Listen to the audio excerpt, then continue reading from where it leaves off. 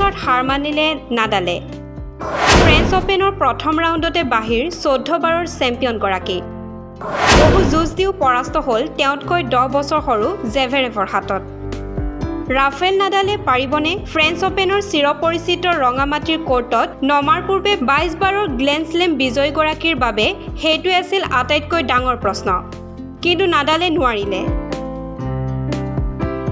প্ৰথম ৰাউণ্ডৰ যুঁজত সোমবাৰে বিশ্বক্ৰমৰ 4 নং স্থানৰ খেলুৱৈ আলেকজেণ্ডাৰ জেভেৰেভৰ হাতত পৰাস্ত হৈ নাডালে প্ৰতিযোগিতাখনৰ পৰা বিদায় লয়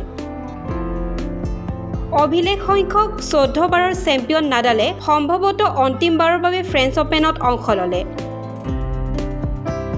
ফ্ৰেঞ্চ অপেনৰ প্ৰথম ৰাউণ্ডত নাডালক পৰাস্ত কৰা প্ৰথমজন খেলুৱৈ হিচাপে পৰিগণিত হৈ সোমবাৰে জেভেৰেভৰ ইতিহাস ৰচনা কৰে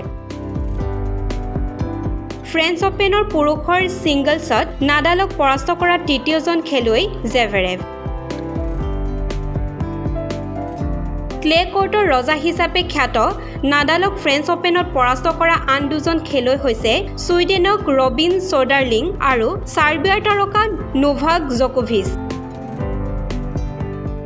সোমবাৰৰ খেলখনত জেভেৰেভ জয় অৰ্জন কৰে 6-3, 7-6, 6-3 ছেটত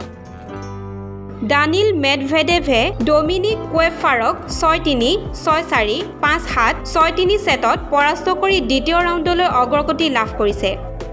আনহাতে বেলজিয়ামৰ গ্ৰীট মিনেনৰ বিৰুদ্ধে পোনপটীয়া ছেটত জয়েৰে মহিলাৰ ছিংগলছত দ্বিতীয় ৰাউণ্ডত প্ৰৱেশ কৰিলে এলেনা ৰিবাকিনা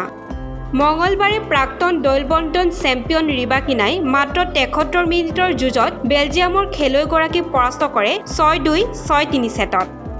এলিনা চিটলিনাই কুৰুলিনা প্লিস্কোভাক 3-6, 6-4, 6-2 ছেটত পৰাস্ত কৰি প্ৰতিযোগিতাত অগ্ৰগতি লাভ কৰিছে news desk report Olympia sports